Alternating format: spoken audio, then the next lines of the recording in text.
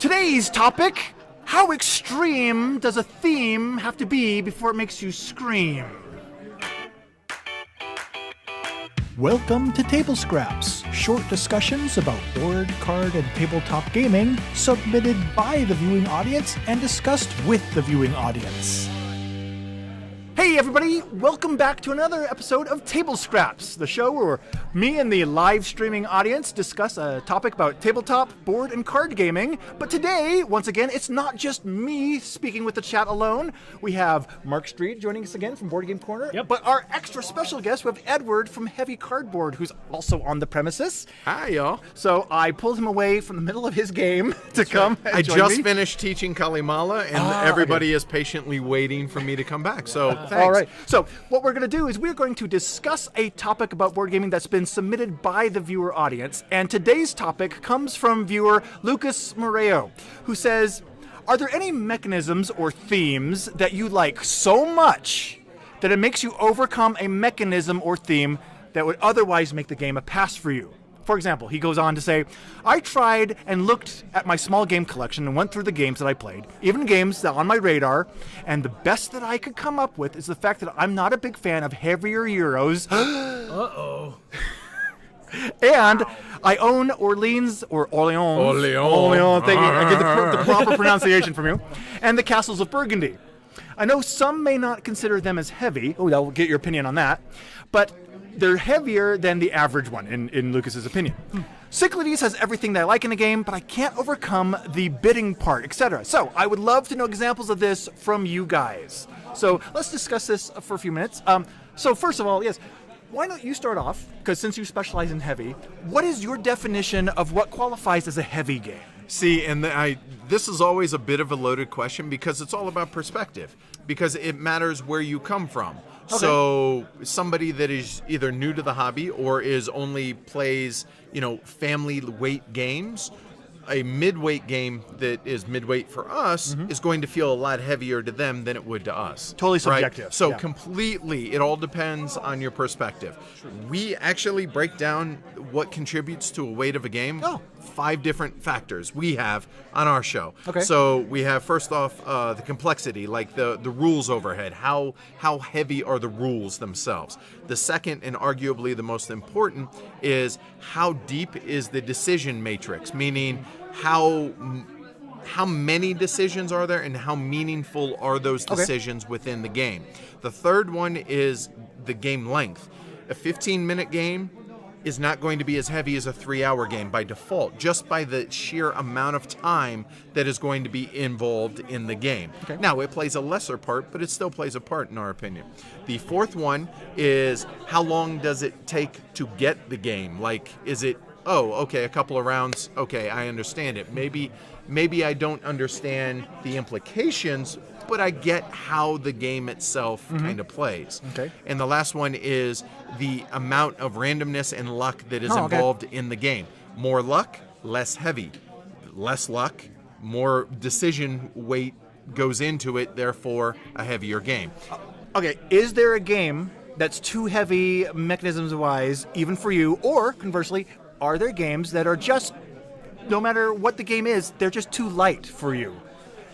It depends. Light, no, because we play everything from like Wits and Wagers and Facts and Five, and, party games, stuff like that, all the way up to like High Frontier and some of the bigger war games. However, Euro-wise, there's no game that we have encountered that we feel is too heavy for us or that we won't enjoy. However, some of the monster war games, and I'm not even talking about the far extreme like campaigns for North Africa. I'm talking just like OCS. There are certain war game systems out there that ASL. Thanks, but no thanks. I'll leave those to the folks that specialize in that. So really, it's only war games for us that would cross that barrier that we've encountered so far. Okay, that's fair. What about you, Mark? I'm all about themes. So, it doesn't matter to me how heavy or light the game is. If the theme comes through, I'm in. Okay. Yeah. I'm gonna we'll come back to that in a minute.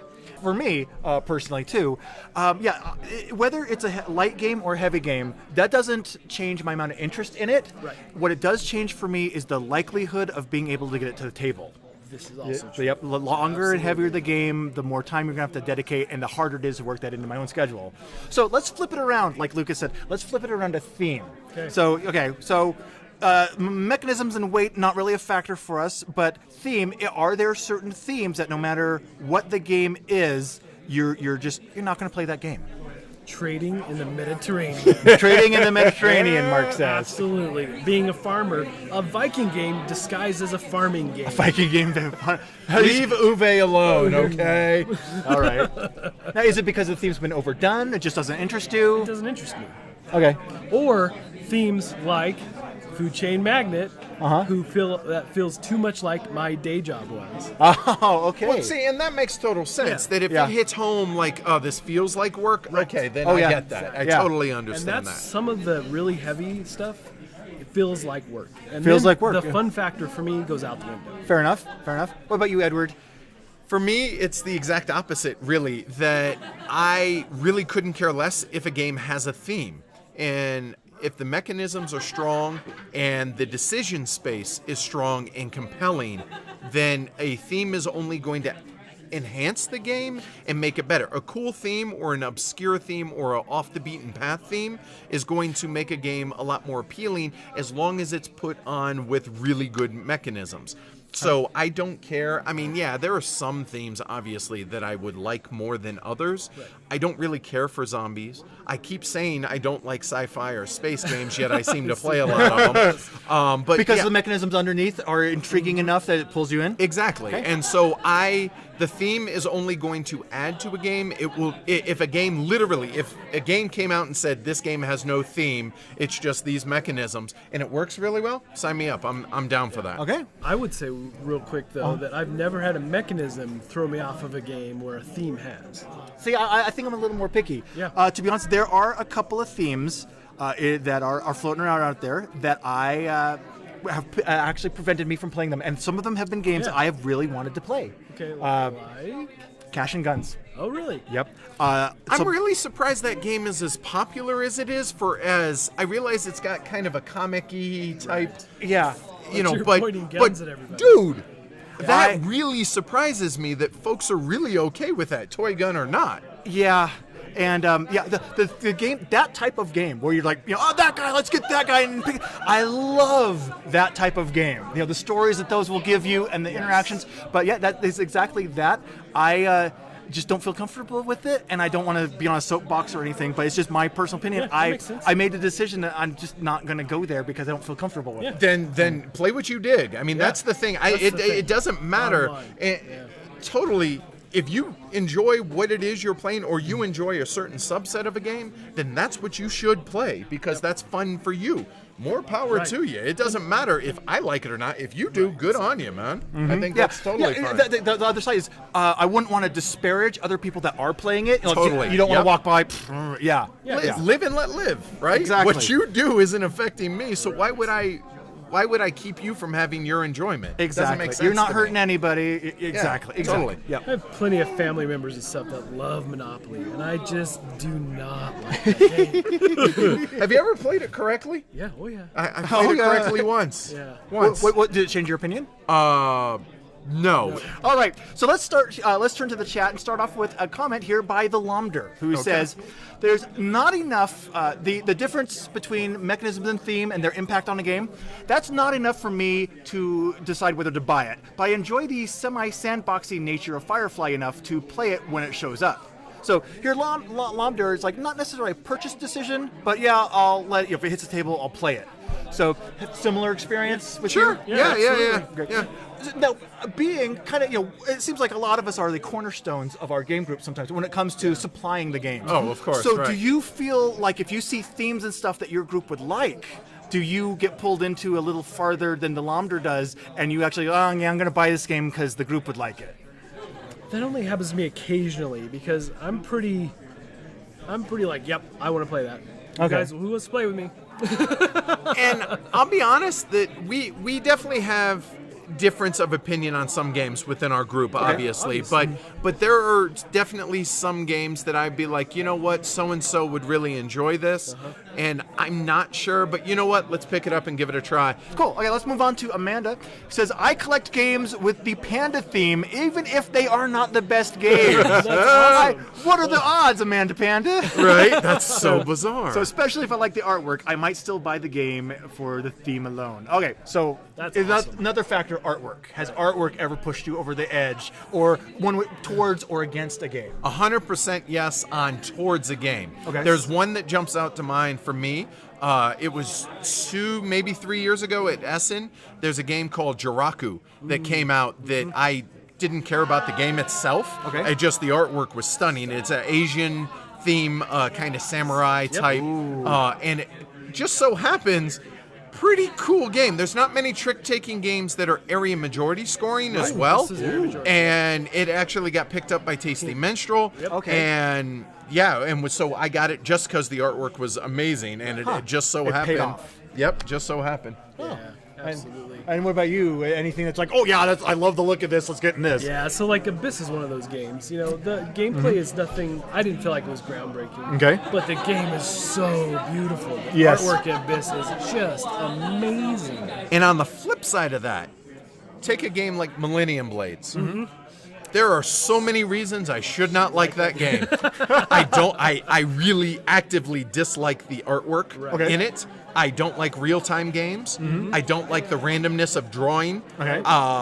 There's so many reasons I shouldn't like it, yet it was one of the best games I played last year. Just Wow. The fun factor was very high. So even though I really actively dislike the artwork, I can't wait to play it some more because the game is that good.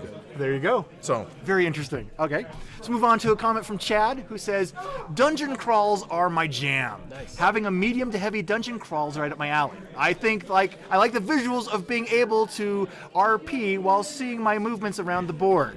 Dungeon crawls. Would you consider them a different category, like kind of like war games and stuff, or do they fit into like a heavy game or such? So that's, I mean, it's case by case, right? Because you take a game like Gloomhaven, which a lot of heavier gamers really, really enjoy because there's a lot less randomness in that you're actually playing cards that you have a lot more control over instead of, oh, I drew a card, oh, we died. Okay, that's it. And which really that output randomness, a lot of heavy gamers tend to go away from. Whereas you take a game like Arkham Horror, whereas that is a lot more theme, absolutely theme first. Oh, yes. But it's heavy rules-wise, but depth-wise, not really there. So is that a heavy game? So I think it's on a case-by-case. I don't want to make a broad generalization saying, no, they're not heavy at all. Whereas some, maybe. Okay. Right? Right. I think that's a lot of group dependent. I really do think so. You think, but in the dungeon crawl, we're actively discussing the game.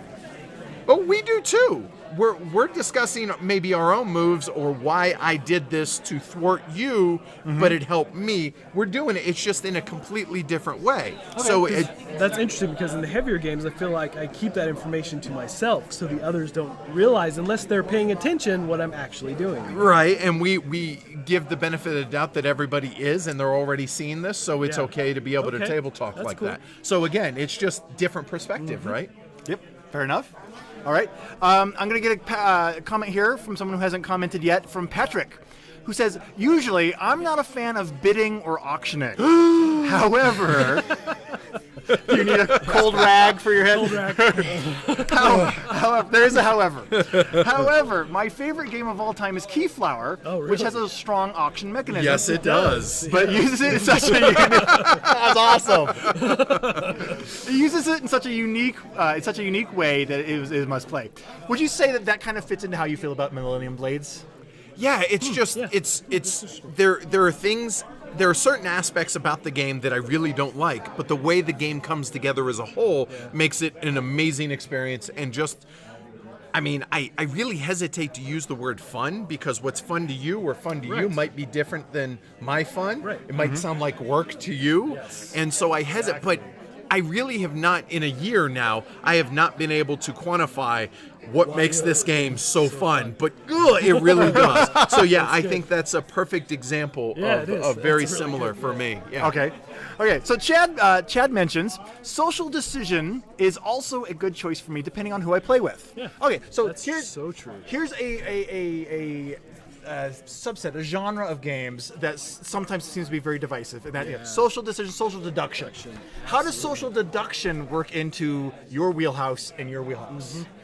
Man, that's tough. Because we play all types of games. Everybody thinks because the show is directed at these things, we never play, and that's not true. I like to give you a hard time about Oh, absolutely. That's the best. But yet we play the climbers Yes, together the and climbers stuff like is so that. good. And so, but for the most part, it's just not a genre that I really enjoy as a whole. You're It's just not something- drawn to it? Yeah, totally. Yeah, I would agree about not. It doesn't really just draw me to that game, to those types of games. But there are a couple that it's not so much the game itself, but the stories that have come around those game nights. Exactly. Yes. That's what I find Yeah. is so awesome about those Yeah. types of games. Not so much the game, but man, remember that one time? those moments, those stories. moments. Yes. So hold on, let me ask you a question then Okay. on that same idea with social deduction. So take a game like Secret Hitler, right? Now this kind of ties back to the original question that about are there any themes that either turn you off or turn you on? And we were talking about this before we actually started recording. All right, fair enough. Yeah, so we just actually We before just played it. Like, before we turned literally on. minutes ago. Yeah, minutes before we started recording, we just finished a game of Secret Hitler with like 9 and 10 people playing. Which I've never played, but I'm familiar with the premise of the game. Okay. It had some of the same foibles that other social deductions games do. absolutely. But as a social deduction game goes, I thought it was pretty good. It was good at instilling that paranoia that you need. But I don't own a copy of it. And I don't own a copy of it specifically because it's Secret Hitler. Right. Not because I'm like, oh no, but just because I know I don't want to be bringing that out to the table. I don't want to be suggesting it. And if someone's playing it and they invite me to it, I was first one that said, yeah, I'll play that right over there. I'm just not going to own a copy of it because of the theme. Yeah. But yeah, I'll play it all day long if I'm in an environment where I know everyone's already safe with it, because making that separation between the theme and reality and stuff is a whole other topic perhaps. But yeah, so that affects me, and that is definitely a social deduction game. So, And I am on the exact opposite end Really? of the spectrum on that. Really? Now, it's not like I'm, condoning, the idea of Hitler, because really, okay. Yeah. However, there are themes that interest me more so than others because designers and publishers are willing to take risks that you wouldn't normally see. So, a few examples off the top of my head, 2 of which that came out at Essen this year. Okay. Officially published this year. So one is Democracy Under Siege. So it's a war game, but more political. Okay. To where one player plays fascist, one plays communist, one plays democracy. It's basically your ideologies, and you're trying to win the game and push your ideology. Okay. So by default, somebody has to be a fascist, i.e., Nazism. Yeah. Right. So, but that fascinates me that somebody is willing to take that risk. The other one, which is I think a lot more risky, is a game called Secret Weapons of the Third Reich. So everybody plays as scientists working under Heinrich Himmler. welcome to TABLEscraps. Right. So Heinrich Himmler, everybody's working underneath him for the benefit of the Third Reich. Right. That's risky. That's very risky. Especially picking this game up in Essen, Germany. Think Yeah. about that. for a minute. Oh, yes. Stop and think about Very that, and then surprised. trying to talk about it with people there. Yeah. Wow. So that was a little awkward, I'll be honest. Yeah. But I think that's a topic that I think is interesting. I don't know how it's handled yet, so we'll see. Yeah, we'll see. The last one that I want to bring up, it's a game from Spielworks from a few years ago called Colonialism. So the artwork on the cover has a ball and chain. It's very evocative. It's very dark, very brooding kind of cover. And the premise of the game is you are an unnamed colonial power in which you have to exterminate the native populations of certain areas before you can actually go in and take the resources which help you win the game. Which, let's face it, that's exactly what colonial times were, Right. Whether it's here in the States, whether it was in Africa, whether it was in Southeast Asia and all that. And it's handled in a respectful way. It's obviously abstracted, but I applaud people that are willing to take a risk and handle this with respect, Yeah. as opposed to glossing over something like, say, maybe a Puerto Rico. They're colonists, Right. that type thing. So that type of thing, actually interests me more and draws me to the game, because as long as it's handled in a respectful way, I think these are good things, because they spark discussion and they spark, remembering what these things happened. And so doing so, like I said, again, in a respectful way, the conversations that come up from that, I think, are important, and I think they're healthy, and I think they make for a really different, maybe not fun, Right. ha-ha type Right, night, but obviously. still an enjoyable evening with Right. friends An and stuff. engaging, thought-provoking. Right. So I fly on the opposite end, but I can also respect Right. why you would not want to. I wouldn't say, "Oh, I think that's stupid." Right. No, that's how you feel. Yeah. So okay. Yeah. But I can see the other side of it as well. Well, and then there's smaller things like that, like Five Tribes. And they had the slaves that were part of the That's true. And Right. They replaced them with the replaced them. fakirs. Yes. Yep. Yeah. Yes. Which So- I wasn't a fan of, because The replacement. because why? I mean, there were slaves, but then again, it's fantasy. So, but then again, if you're looking at historical themes, then it should stay kind of true to history, right? So yeah, it's in. And yeah, I mean, so they flip whatever side of that coin you're on. That game might really, really bother you initially, and it obviously did. Many people. Yeah, Yep. enough that people spoke up about Yep. it.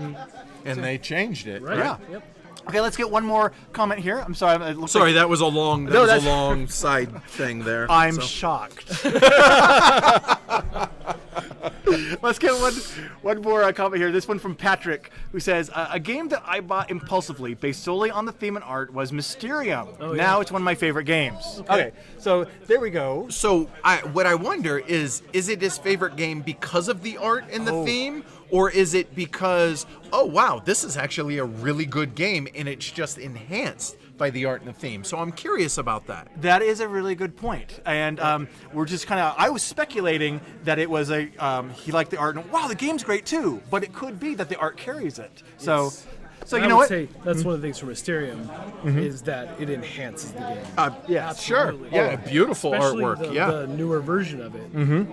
It really gives you that feel. Yeah. And the fact that it's, again, super conversational. Hey, I don't know, what do you think of this, guys? And everybody's jumping in. I don't know, what it could be this or this.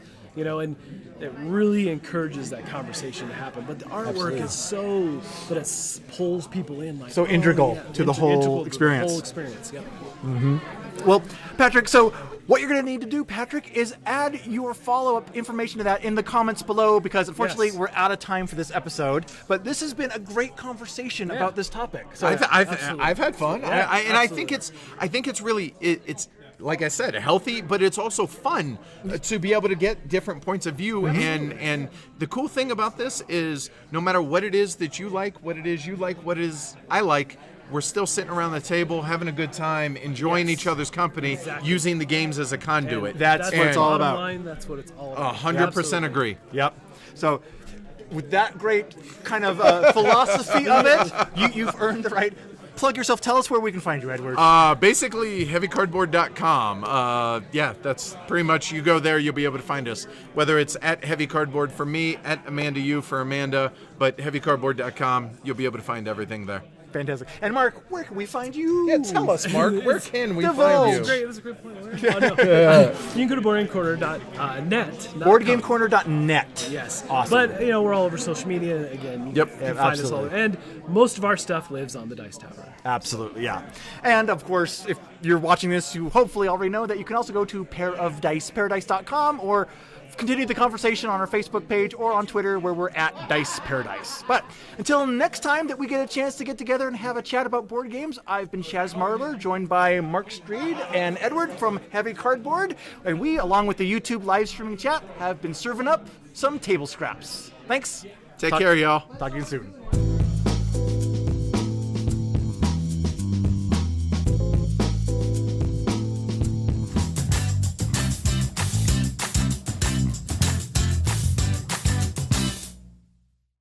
I am here at the Extra Life event from the Colorado Gamers in Colorado, which was a good place to have the Colorado Gamers Extra Life event. As opposed to Arkansas. Yeah. Exactly, or Italy, yeah. No, I would argue that Italy would be better than Colorado to have the Colorado Extra Life event. Let's work on that for next year. Fair enough. Which I've never played, but I'm familiar with the premise of the game. Okay. Oh. And it's We're time going- for a drawing. Give it a minute, guys. Hold on. We're going to have a drawing here. If you win, that's going to be weird. Yes, because you're not. But it's only here. one name they're going to draw, so it's going to be real quick. One name. And on top of that, if you did win, why aren't you here? Right. Because you had to have come here. Yeah, at Why some aren't point. you here? What are you doing? Seriously. Back here. You're ruining the convention. Your fault. See? Yeah.